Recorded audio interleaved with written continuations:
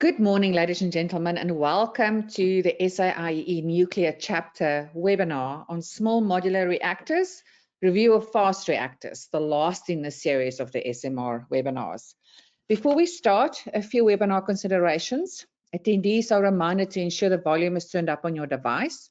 Ensure you have a stable internet connection. This will ensure the streaming and audio will run smoothly.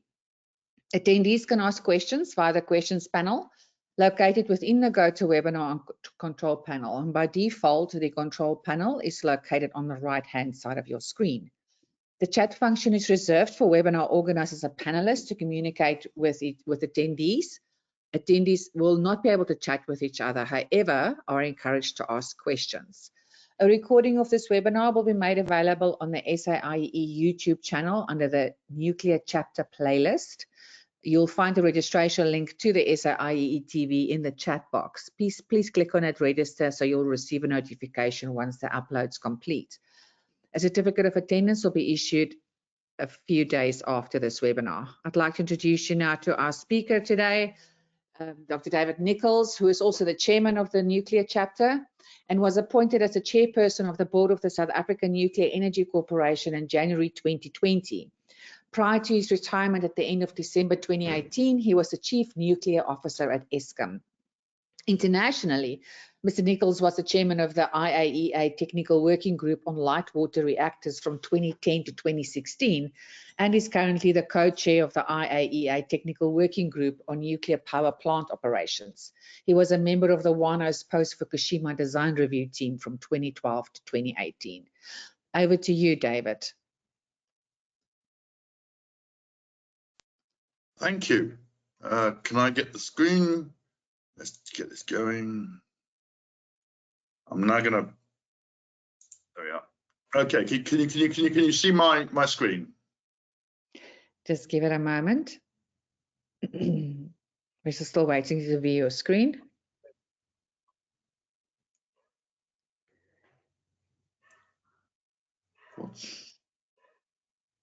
Oh, why is it paused? That's weird. My machine's telling me that the sharing is paused. Have you pressed the pause button somewhere? No, let me just see. Let me just take it back to myself. Apologies, ladies and gentlemen. Let's just see. Show my screen. You can see my screen. It's okay. It's not paused. I'm making you presenter.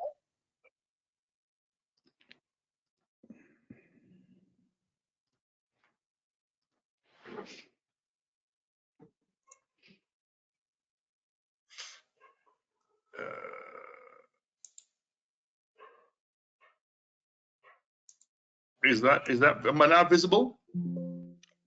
Let's just see.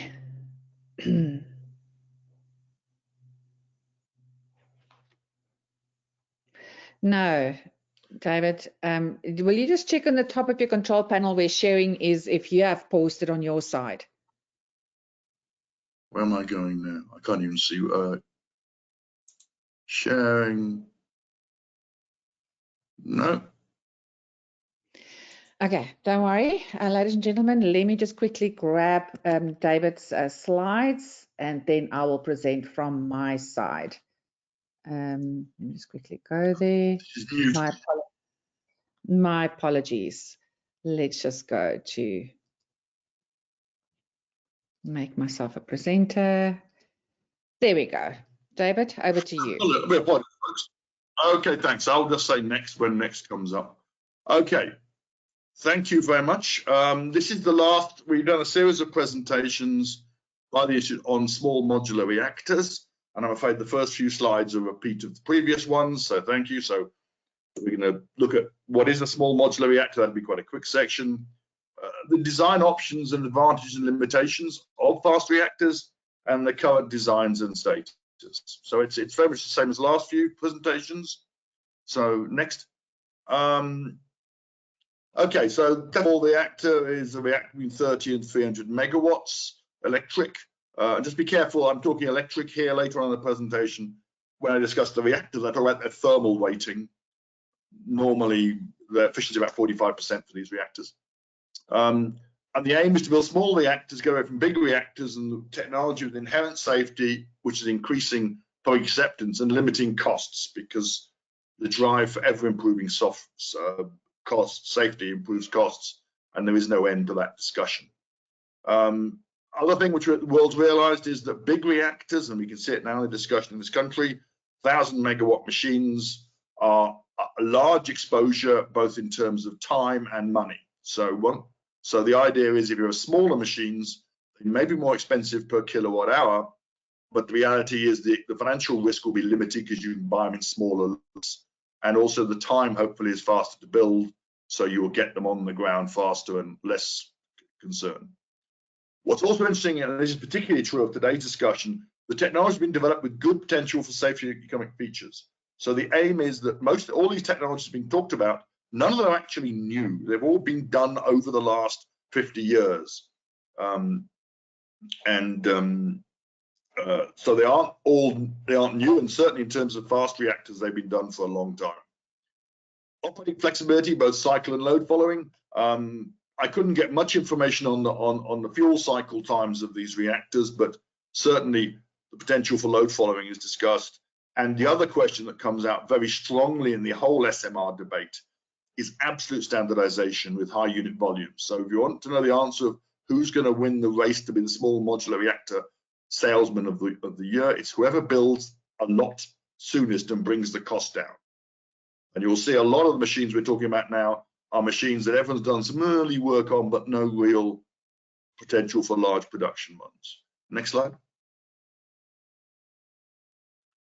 Next. Thank you. Okay. Now, what is a fast reactor? It is not a reactor which moves along the road, although one of the designs has been named. For a bit of simple physics, virtually all the reactors that we currently use in the world have what's called thermal neutrons. To put an example, when a neutron is created from a fission of a uranium atom, it is moving normally with an energy of about 1 million electron volts. It needs to get down to what are called thermal neutrons, that is, neutrons moving at the velocity of the atoms that are moving around you now with Brownian motion, which is probably down around the 60 electron volt. So 1 million down to 60. And how this is done is we use a moderator, which is basically atoms off which the neutrons bounce and slow down. Each bounce you slow down to get down to a level where they're thermal, and at that point they interact very nicely with uranium-235 and cause fission. So that's the present reactors, and that's what you use underwater, which is basically hydrogen in a water-cooled reactor, or graphite are the two good moderators. There are other moderators out there, or heavy water. Fast reactors don't moderate the neutrons, and therefore they leave the neutrons at the MeV level. And what that means is that they interact with 235 more weakly than they do at lower speed, which also means that 238, which is the majority of uranium, can also capture neutrons. And what that means is that more neutrons are captured by the 238 than the 235. The uranium is captured by 235, make energy. The ones by 238 convert the 238 to uranium-239, that decays quickly to plutonium-239, which is also fuel.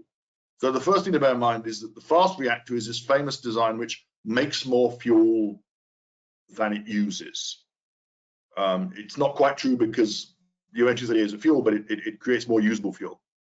And I'll mention again a bit later, but hence fast reactors can use all the uranium you get at the ground, that's both the U-238 and the U-235, compared to essentially the 0.7% of 235 in a thermal reactor. In reality, a thermal reactor is a bit more than that because it does some breeding. In other words, it creates some plutonium-239, but the breeding ratio, that's the ratio of fuel it burns to the ratio of fuel it creates, is substantially less than 1. Whereas with a fast reactor, it is above 1. Very important difference. It was very much the vision, and I'll come back again to this, but fast reactors were seen as the future back in the 50s because of two beliefs. One belief was nuclear power was going to take over the world, and we're going to need enormous amounts of it. And secondly, that there was a limitation on how much uranium was out there. And therefore, the advantage of using uranium more efficiently was the key driver. And to put in how much more efficiently, if South Africa's entire electricity generation needs were met by fast reactors, we would need a feedstock of around 25 tons a year of uranium ore, which you can see is not very much. And that was the real drive for this in the beginning. Very much, I call it the physicist's reactor, not the engineer's reactor. Next slide.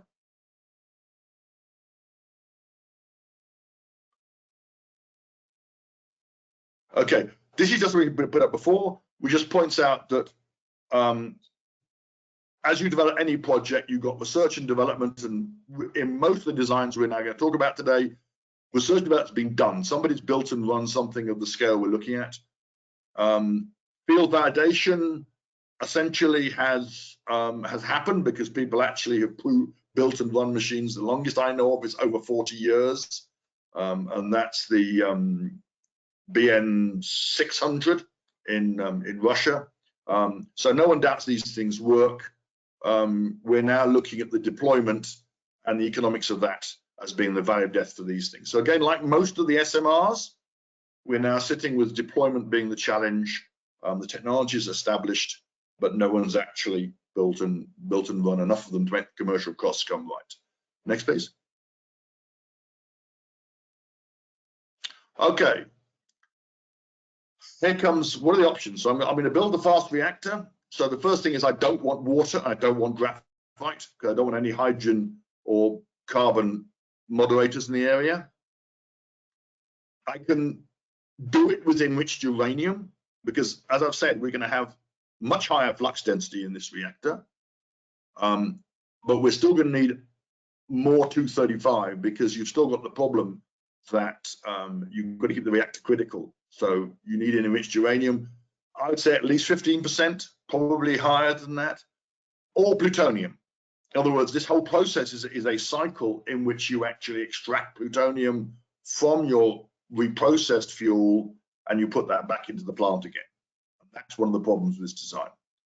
Pool versus loop primary design, I'll show you a slide in a second on that, but essentially because you're dealing with very high density cores and therefore very good heat transfer systems, you can either build your plant as basically a pool or a loop, and I'll show a slide in a second on that. And then how you're going to cool it? Well, sodium is the classic's been used a lot.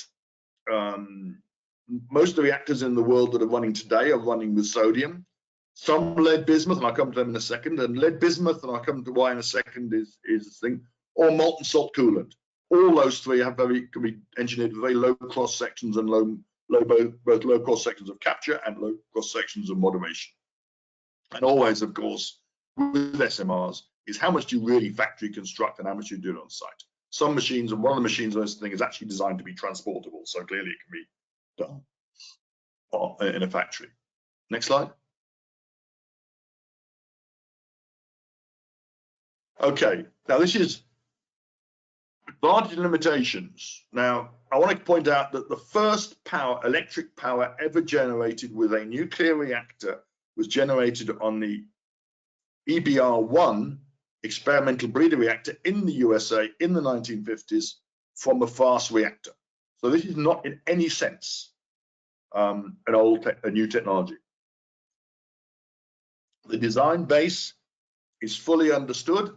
Sodium-cooled reactors have been run in Russia. They're still running today. They've run, in fact, they've run 3 and they're building a 4th, I think. They built the BN 350, which is actually in what is now Kazakhstan. That has been decommissioned. BN 600, BN 800, which, by the way, are the most reliable Russian reactors of any type. And now they're building a BN 1200. So serious-sized machines. Up until recently, the Russians entirely did theirs with a enriched uranium base. The French built a Phoenix and Super Phoenix. Phoenix was, I think, 500 megawatts. Super Phoenix was 1,200 megawatts. It is the biggest fast reactor built so far in history. The first one, the Phoenix, ran for some 37 years. So good basis, solid basis. And the UK ran 2 reactors called the DFR, which is a Dounreay fast reactor up in North Scotland, and next to it was the EFR, which is a prototype fast reactor, and they ran reasonably well. So those are all sodium reactors. There have been others. So I'm just putting on as being, so at the moment, the Indians and Chinese are both building sodium cooled fast reactors, but they're at a 500 megawatt scale, electrical. The Japanese built one called Monju, which had a sodium leak, and you may guess sodium burns in air, so it was an exciting leak, and that's one of the problems I'll come to in a second, and that's been shut down. And lead bismuth, now just interesting, you'll hear the discussion of lead and lead reactors. What they really always mean, I'm assuming always means lead bismuth. I'll explain why in a second. And the experience of that at the moment lists with Soviet submarine reactors called the Alpha class. When I was in the Navy, they were our number one concern. And they achieve very high power density, speeds of over 40 knots, which is quite insane in a submarine. It's an exponential increase in drag as you get power. And so they run those for a period. And I'll come back to lead bismuth in a second on the limitations. It's a low pressure circuit. This stuff doesn't boil, so essentially you can keep the pressure, essentially the circuit essentially at atmospheric pressure. You can do high temperature process applications, 550 degrees centigrade. That you can get higher than that, but certainly with a lead version, you get a problem above 550. You get chemical problems with corrosion. It only boils at about 1100 degrees centigrade. And the really big issue, which is the reason it was pushed when we first brought fast reactors into the market, was better uranium usage. In other words, you literally had 60 times as much power per kilogram of raw uranium as you would get out from a thermal reactor, PWR or something. So what are the limitations? Well, the first one might not even be a limitation, but it's very high power density. These cores are literally often less than a meter cubed. They are tiny. Hence the need for very good heat transfer. Liquid metal, the obvious one. So you've got very high power density, and therefore you've got a very quite challenging engineering in the core. The core is solid at room temperatures. Now, molten salt, I haven't got a temperature for it. Different molten salts melt at different points, but essentially we're talking about 100 degrees centigrade goes solid. Sodium is 98 degrees centigrade. Lead bismuth is 124. And this is the reason why you want lead bismuth eutectic and not lead, because lead's 327 degrees centigrade. So when somebody talks about a lead cooled fast reactor, they almost certainly mean a lead bismuth.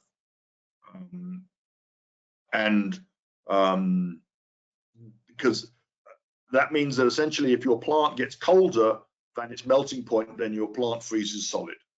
And that makes a maintenance challenge. In fact, of interest, one of the Alpha class submarines, we didn't know what it done when I was in the Navy, but we found out later, in fact, lost electrical power supplies to its heating circuits, and it froze its core, its primary circuit up solid. And it would end up being chopped in half to try and decommission it. So there's a real problem of coolant solid at room temperature, and there's a real problem with coolant chemistry. Sodium, classically, sodium's problem is if you put sodium in water, you know exactly what happens. It reacts incredibly aggressively. It burns in air, and that was the problem with the accident. I say accident at the Monju reactor in Japan, where they had a leak, and the video of the leak was so dramatic that it essentially caused the project to slow down, to be cancelled. Lead bismuth, it's reasonably good. It's got some chemistry problems, but the problem with lead bismuth, and you need lead bismuth because you want to get the this lower temperature, is that bismuth has a low cross section of capture for neutrons, but it does become polonium-210, which actually is a very nasty nuclide. So you do get an active primary circuit with lead bismuth. It's got a 100 and something day half-life, so it'll go away in a bit of time. And then molten salt, as we've discussed in the previous presentations, actually has significant chemistry issues, overcomable, but no one's really changed. So the molten salts are if you guys put molten salt up, you'll see the presentation a bit later. Okay, but the real problem with these reactors is that by nature, a lot of them rely upon a reprocessing route. In other words, you've got having got your reactor running, because you often have your core in the middle, which is primarily your uranium, enriched uranium or your plutonium, and then you have the blanket on the outside of uranium-238, and you then process the blanket to extract the plutonium. And you may guess that also, if you're going to have a cycle which generates plutonium as a part of the process, pure plutonium, it is a significant proliferation issue, which does lead to some really interesting discussions about things. So main advantage, the dominant one, is very good use of uranium. Is that a problem nowadays? Not really. And the downside is you are inherently getting into the area of plutonium production and the proliferation risk that comes from that, which clearly is a major crisis outside the weapon states. Next slide.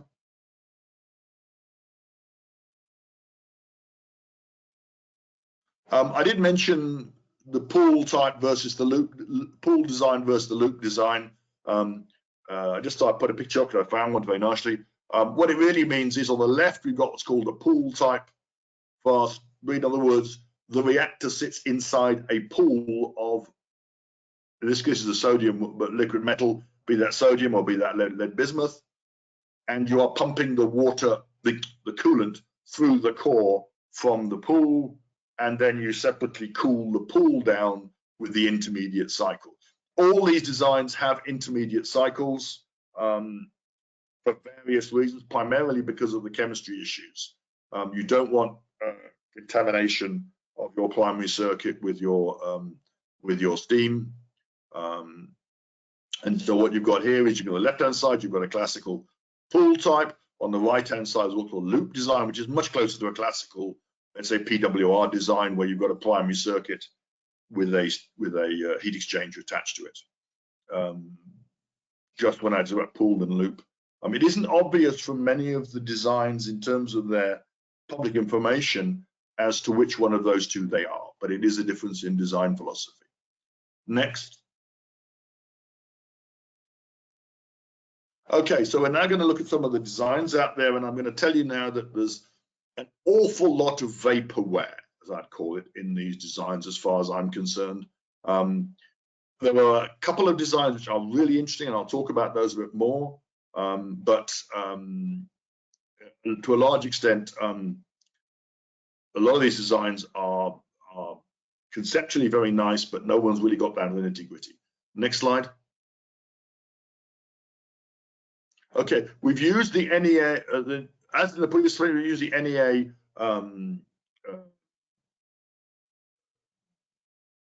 template, this year's repeat, and what they've got is those 6 sections. I'm not going to try and read it to you, I just want to show you, and each one of those has a series of, so let's say the top one, top left, is licensing, and what you can see there is that you've got that if you're out to the outside, in other words, you've got out to the solid edge, then you've got your plant licensed for operation, commercial operation. If you've done no licensing, it's nothing in the middle, and you can see, and they've chosen licensing, funding. In other words, is someone giving you money? Supply chain. In other words, is there an industry supporting you? Siting. Have you actually got a physical site? Engagement, which is a very Western view, and I'll come in a second to that. And then fuel, because all these fuel types on these SMRs are interesting. Is your fuel got any kind of credibility? So you can design a fuel on paper, but is somebody actually building it somewhere? Have you got that? Next slide.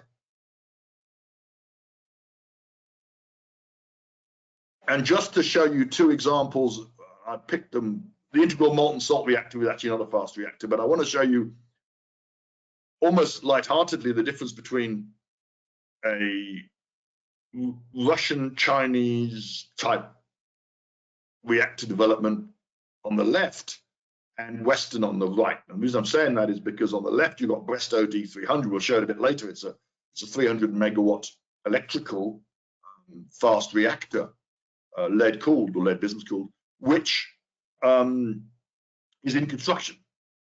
And what's interesting is you can see the whole discussion that the bottom segment, which says engagement, has got nothing in it. No one's talking about it. Siting is solid because they're building it. Licensing is at a certain stage, so is financing, so is supply chain. Fuel, I'm surprised, is that low. But what's interesting is you can see that and you'll see a lot of this that in the Russian and the Chinese environments, because the state is doing it as a long-term strategic need, there isn't much salesmanship going on. Integral molten salt reactor is, to a large extent, a paper design. It's a molten salt reactor. What you can see is the engagement's fully there.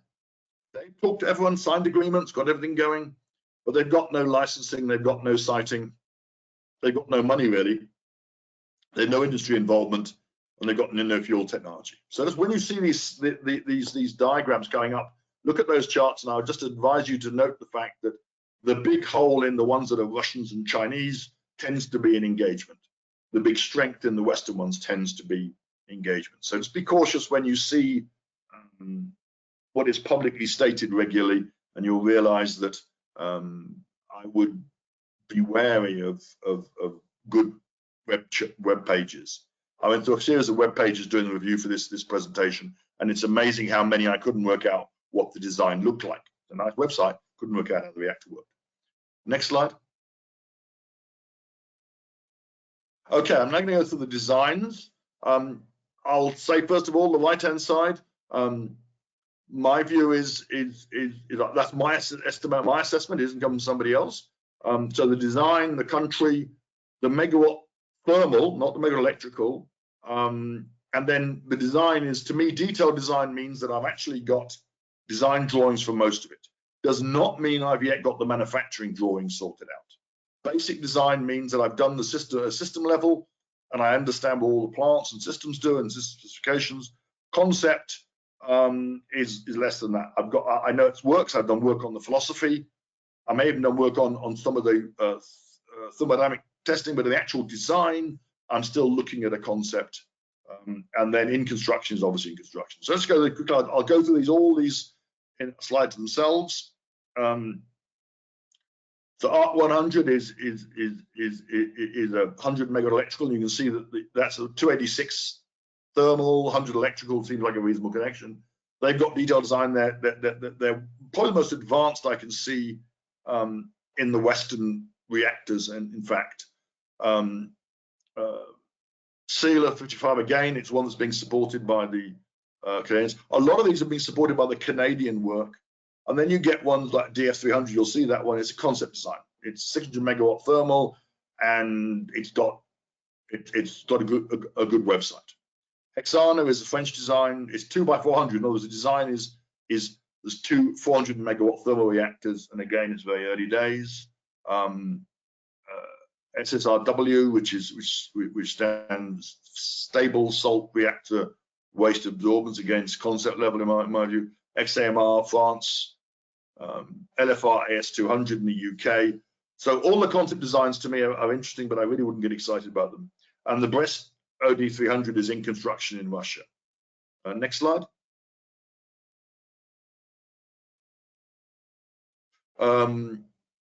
The Aurora powerhouse firm called Oklo in the States, done a lot of work. It's based heavily on the work done at the integrated fast reactor in Idaho, which was US design. Otwera, I can't even pronounce it. Otwera in France, 300 megawatt concept design. Natrium USA construction permit applied for. I'll show you a bit more on that. That's very interesting. That's where Bill Gates is providing the money. 4S is a Japanese design by Toshiba. It was done some years ago. It was hot to trot 15 years ago. It's gone stagnant since then. So a lot of these hit one of those, give me the money to build this thing. And then lastly, Westinghouse LFR, which is a concept design. So I'm now going to go through these designs one by one. I'll go through these quickly because in a lot of cases I don't know much about them, and there's not much to know about them. But they are interesting in how many of them are out there. And I said, this is very much a design technology which scientists and physicists love because it makes really good physics and really good use. Engineers tend to say you've got some problems here, and commercial men are even less excited. So next slide. Okay, here you can see a classical Western reactors one. It's got a sodium coolant. It's been selected for construction at Point Le Pros, which is New Brunswick's existing nuclear power station. As you can see, engagement is complete, but licensing hasn't really started much. It's doing early licensing work. But it is a credible machine. Sodium cooled, very much a standard fast breeder reactor. What is interesting, and is one of the few, that it has 20-year refueling cycle. So the core is being designed in a way that it does, you put the fuel in, leave 20 years. And again, unlike PWRs, which offer or other reactors offering the same kind of long fuel cycle where there's an awful lot of money tied up in your core because of all that enriched uranium in there, this really is being presumably putting in basically natural uranium in itself. And a 510 outlet temperature, again, very sensible temperature. Next.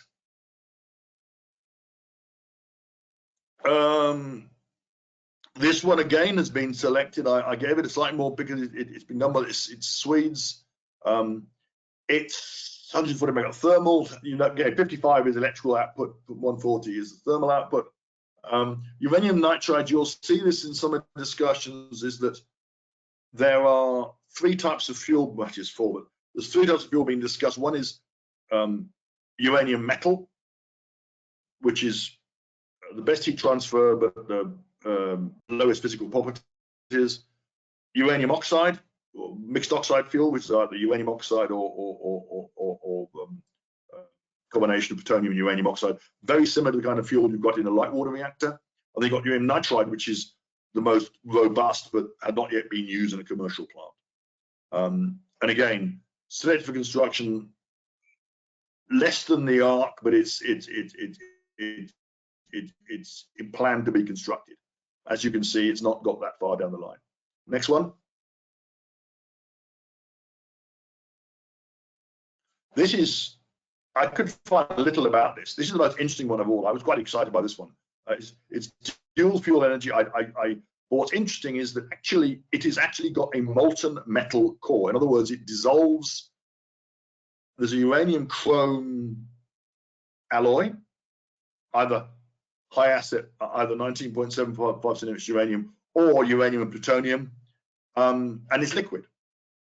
So in other words, they're planning to run at 1,000 degrees centigrade with a liquid core of metal. This strikes me as being interesting, but you can see from the graph it's not actually got anywhere, pretty mildly. And 1,000 degrees centigrade outlet temperature, because you've got to melt the fuel. How you maintain this machine, because when it cools down, that will freeze at some lower temperature, which will still be somewhat high. So it was interesting, but there isn't a vast amount on this. As you can see, a scientist's wet dream, possibly. Next slide. Again, Hexana. This is a company. It's a spin-off from SAIEE, the French version of Nexa. And again, you see uranium nitride. This highest level of fuel. Sodium coolant 510. But again, as you can see, a bit of money and a bit of discussion with some suppliers. Otherwise, it doesn't seem to be going very far. I would not expect that to go forward. Next.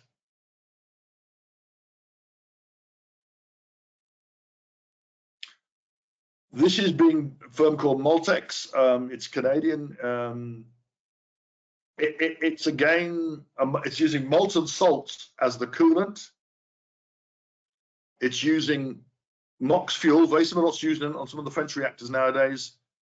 It's called a stable salt reactor as a waste burner molten salt. Again, massive engagement, almost no licensing, almost no fuel development, and so on. Again, these are people, I believe, who are hoping that somebody backs them. I will come back to them. There are 2 machines in this list that I will get it for some credibility to.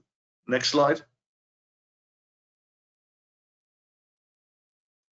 This one is the only one that is nominally a mobile reactor. In other words, it's meant to be transported around. It's got a higher outlet temperature, but again, as you can see, it's done no licensing. It's got almost no financing. I'm sure it technically could work, but in fact, no. In fact, what's interesting is that the fuel again is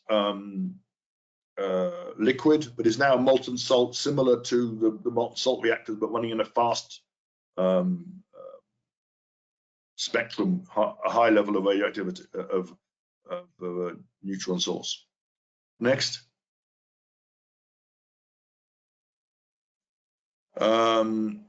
This again is a UK one. Again, MOX, mixed oxide fuel, spent recycled fuel, lead coolant or lead bismuth, almost certainly. 530 outlet temperature. Again, no licensing process of any time, no siting discussions. Interesting concept, but again, you'll see many of these are the same. Next.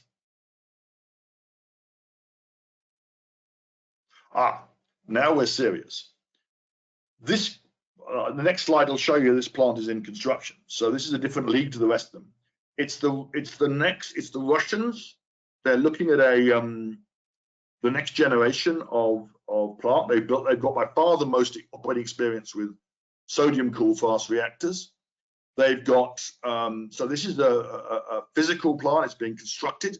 Construction started in 2021. They plan to start operation in 2026. It's got a lead bismuth coolant, 535 outlet temperature. It's got a 5-year fuel cycle.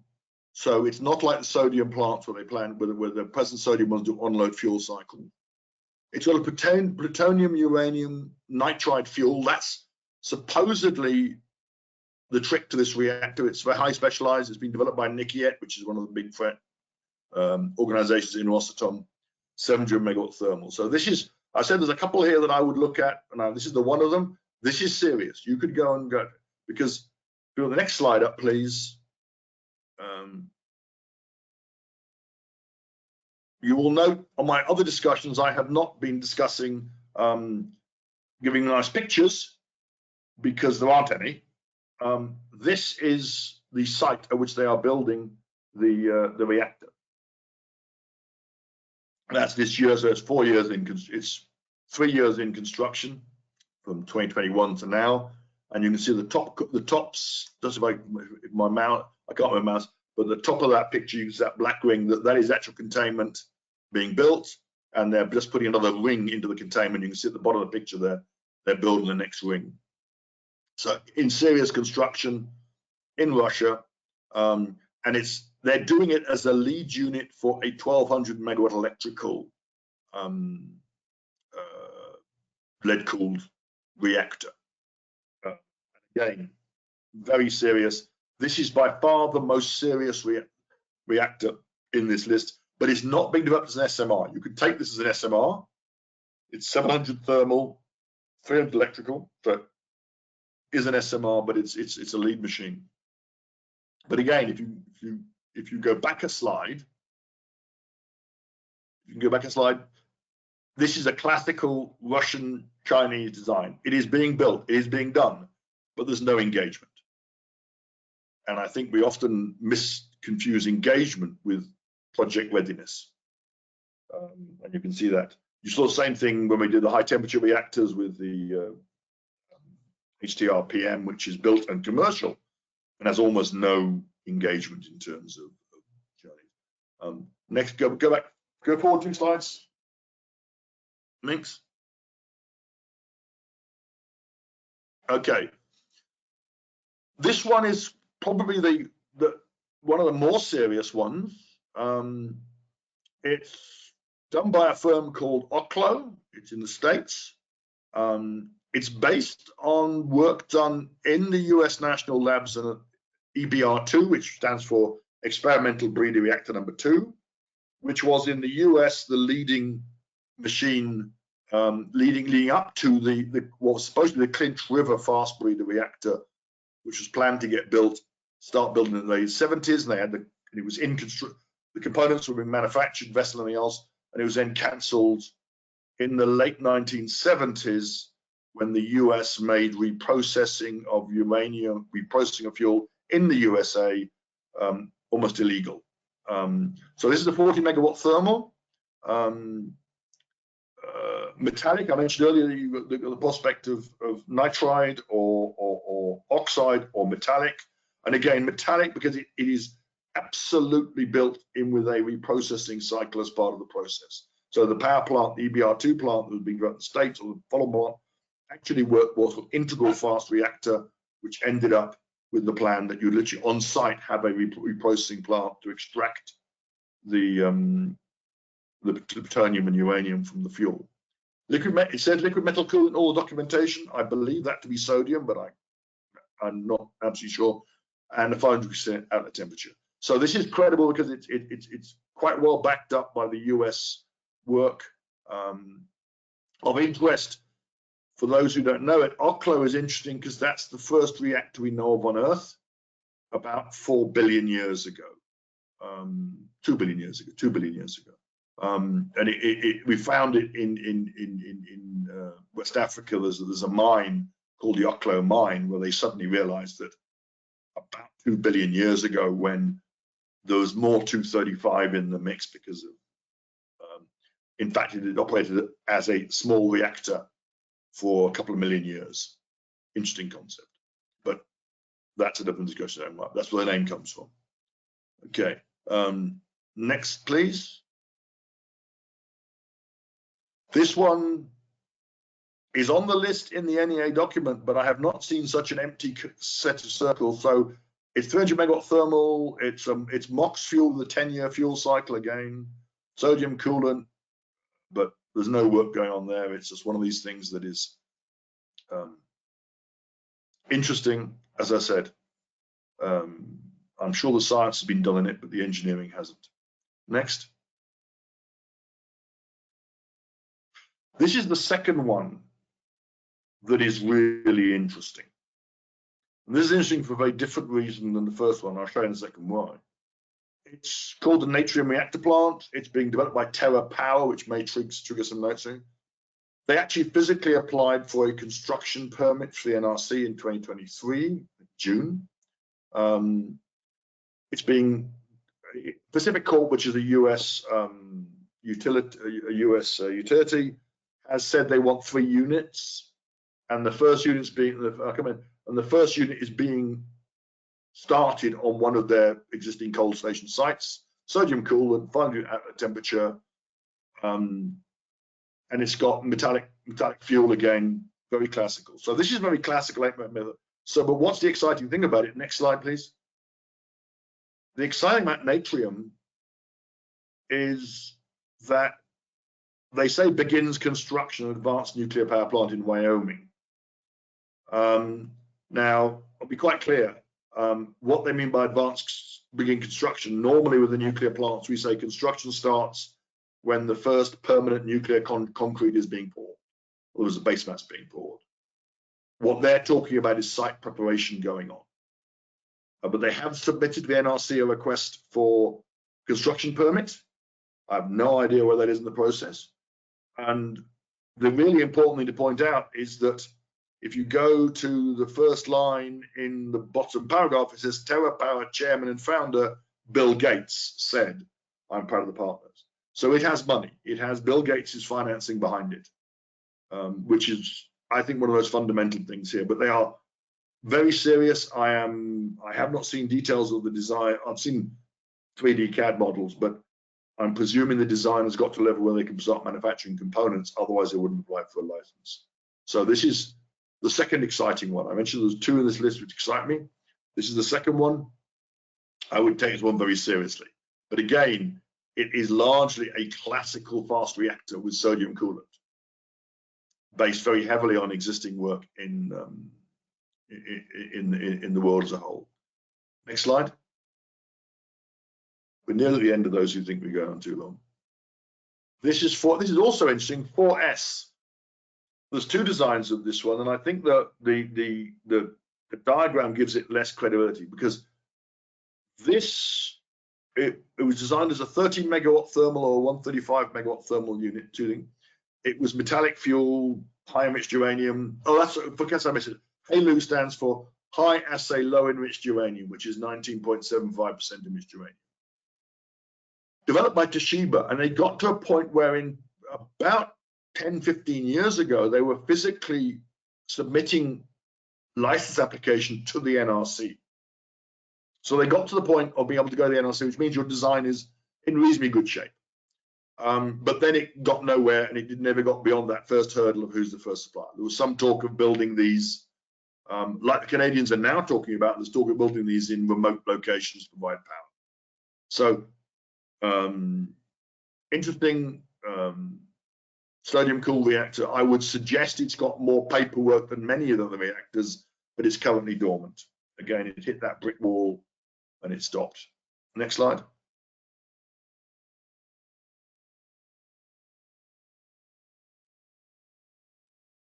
Westinghouse LFR in development. There's talk that they've got plans for a Belgian test plant and for Romanian, and the first commercial plant being in Romania.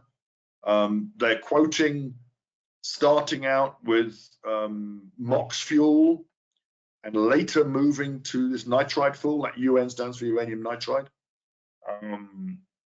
It got lead coolant, and you can see the difference. The fuel going from 530 to 650 is probably partly in the fuel improvement. 950 thermal, which will give you, in reality, probably about 400 plus electrical. Lots of agreements signed, but not really detailed going forward. And I think that's the last slide. Next slide, please. Thank you. Okay, just to summarize before I open for questions, and I can't, I guess I just see if I can see any questions here.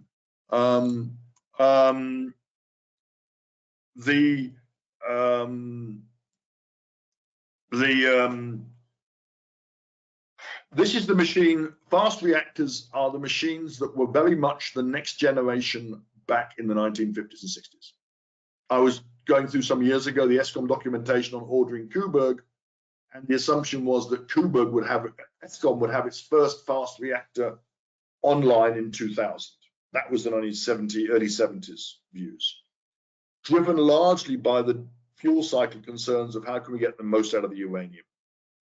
Clearly, there have been two issues. One issue has been the fact that the uranium suppliers never run short. The more we look, the more we find.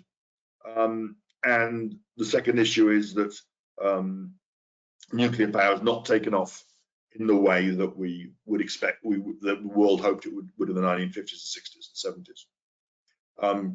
Very much a much more sophisticated fuel physics concept than in current thermal reactors.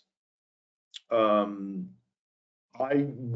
believe that a lot of these machines are being driven largely by intellectual drivers who believe in the technology and aren't quite sure how it gets to the thing.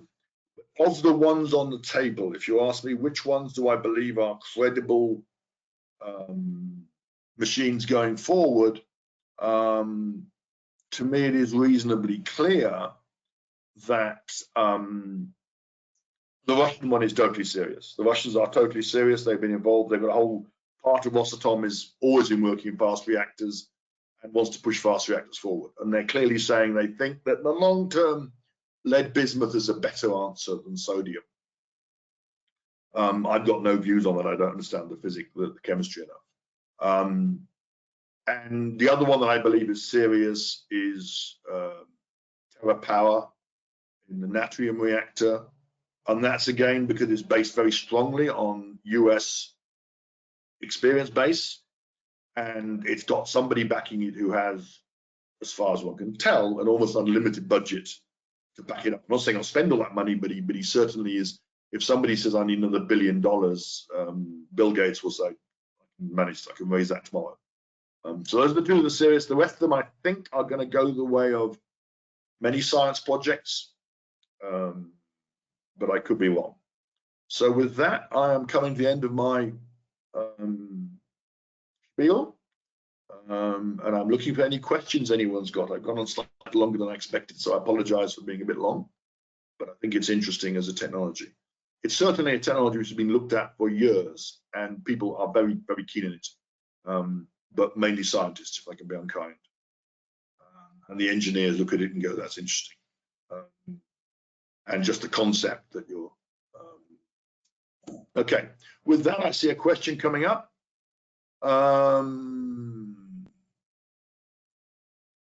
That's good. Okay. I'll go to the questions. I can see them on Minx. As I see questions, I'll answer them, and you just keep track if I haven't missed any out. Oh, that's good. We're getting more. Yes. Okay. Nuclear power plant space. What are we doing in I will so Sello's asked a question: as the technology develops in the nuclear power plant space, what are we doing to bring our RSA skills capacity on par, particularly the operations and maintenance of these plants? I'm a great believer that you get expertise, you get technology and skills by actually doing it. So the short answer is, in terms of the light water industry, and I'm just being more grown, the Coburg example is perfect. We've had Coburg run it for now 40 years, over 40 years now, and that has been the basis of getting skills. I believe strongly that if we can get a project or projects going in the near future, we will develop those skill sets. But at the moment, it's difficult to get people to get to do, obtain skills if there's no obvious outcome for them. So I'm not too concerned that. Then Tiboko has asked, is the construction of the Brest OD300 affected by the war, and when was the picture taken? Picture was taken, I think, in the last month or two.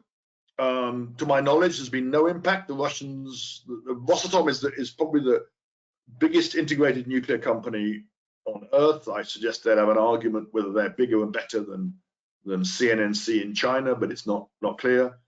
That technology is entirely domestic. There is no foreign technology going into that machine, as far as I can tell. So I don't see I think we are seeing a problem, and I'll be honest about this, in the world as a whole, that we are now seeing very much two ecosystems of nuclear who are not going to talk. And we're even having to choose which side of that debate you're on. Certainly, the Chinese and the Russians do not see themselves being dependent on US and Western technology, which could be sanctioned.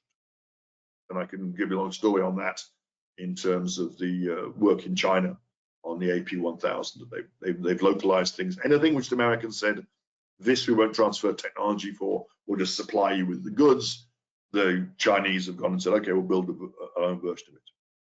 So the Brest is going on very well, no problem. The next one is with SMRs like, this is from with SMRs like PMR, we have heard a lot about walkaway safe. Do these fast ones have something similar in concept in terms of safety? I'm not an expert on fast reactors, I apologize. My understanding is that they are, because you've got so much inertia in the lead or the sodium that if you shut them down, they will just sit there and heat the lead up, and you've got such a big margin, you don't have such a major problem with that.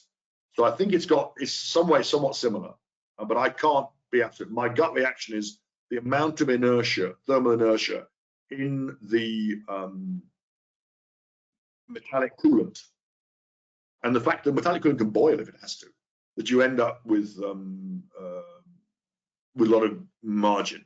The problem with water cooled reactor is always the fact it's got two phases. So if you have it high pressure, you can keep the cooling going But if you break the primary circuit, then you depressurize and it flashes off the steam and you lose all your cooling. Well, in a fast reactor with lead cooled or sodium cooled, you're largely sitting there, you don't have any pressure in there.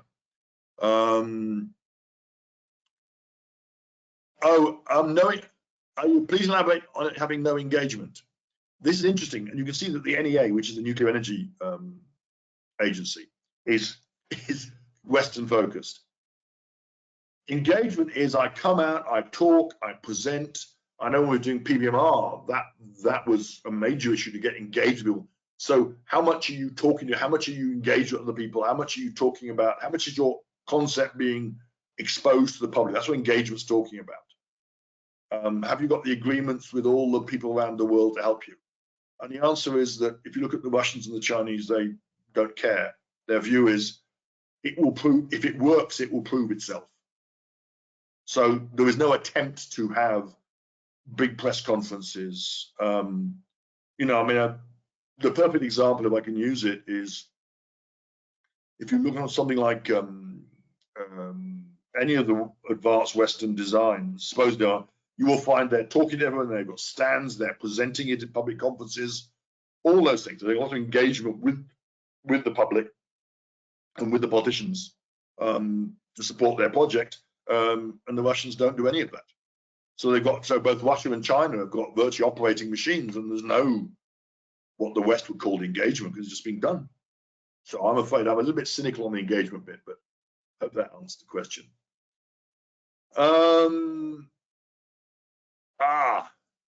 I love this question. So, not a very. I would like to understand if most of these proposed technologies are still being developed, how does one prepare a business case, cost projections for such a project? Oh, what a lovely question. Most of them wouldn't know what a business case is if it hit them, because they're looking at the answer to that question is most of them in my view, have not sensibly done that. What you've got to do, and I did this with PBMR, so I'm speaking with some having been there, is you start out, in my view, with a project like this saying, what is the economic basis of the commercial machine? And therefore, you have to have a very conceptual design, and I'll give you an example of PBMR, because I know it. And we ended up saying there's turbo machinery, there's graphite, there's a pressure vessel, there's civil works. And we did a very sketch design, the kind of concept design that you're seeing these companies come out with. And then we went to all the suppliers and said, if you were going to build something like this, what would it roughly cost in mass production? And we worked out the numbers for a mass-produced machine. And then we said, if we can get to those numbers, we have a business case because I now know the capital cost, I know the fuel cost, and so on and so on and so on. And then you went around to all your design engineers and said, this is your cost element. You've got the refueling machine at PBMR. We have assumed it will cost X because we looked at the design. It's got so many valves. So please tell us how you're going to get down to X. And the vendors were told to get down to X. And then you've got a business case. It is staggering that I have not seen a similar approach taken by almost any of these designs. Certainly not the fast breed as far as I can see. Because to me, you start out by saying, this is how we're going to achieve safety. This is how we're going to achieve quick build. This is how we're going to achieve costs. And then you talk about technology. I come back to it. The scientists love these things. The economics are always challenging. Good example, a friend of mine yesterday was talking to me about ITER, which is a fusion reactor in Europe. And his comment was, because he worked on the project, nobody's got close to working out a business case for this thing yet. But we're putting $30 billion into trying to build one. It's an interesting thing. Politicians don't understand business cases. But I come back to it that to me, the technology, the key thing in the technology is to sit down and say, approximately how big is my pressure vessel? Let's give a simple example. When we built the PBMR design, we ended up with very early on, a pressure vessel geometry. We ended up with the pressure of the primary circuit. At concept level, we had the pressure of the primary circuit. We had the size of the core structure, and we therefore could work out approximately the size of the pressure vessel. Therefore, we could work out the weight of the pressure vessel given the code. So we ended with the pressure vessel weight, and then we asked the question, how much will it cost to build an ASME-3 NB pressure vessel of this size and weight in mass production? And then we had a big beginning of a cost discussion. So I hope that answered that question. But you're right. I don't think I would be surprised if any of these have anything close to a business case, except probably the Russians. And I'd like to believe in the natrium because they're putting money into it now. Is that the last? Have I got any more questions? Am I at the end of the questions now? That's the end of the questions, isn't it? Any more questions?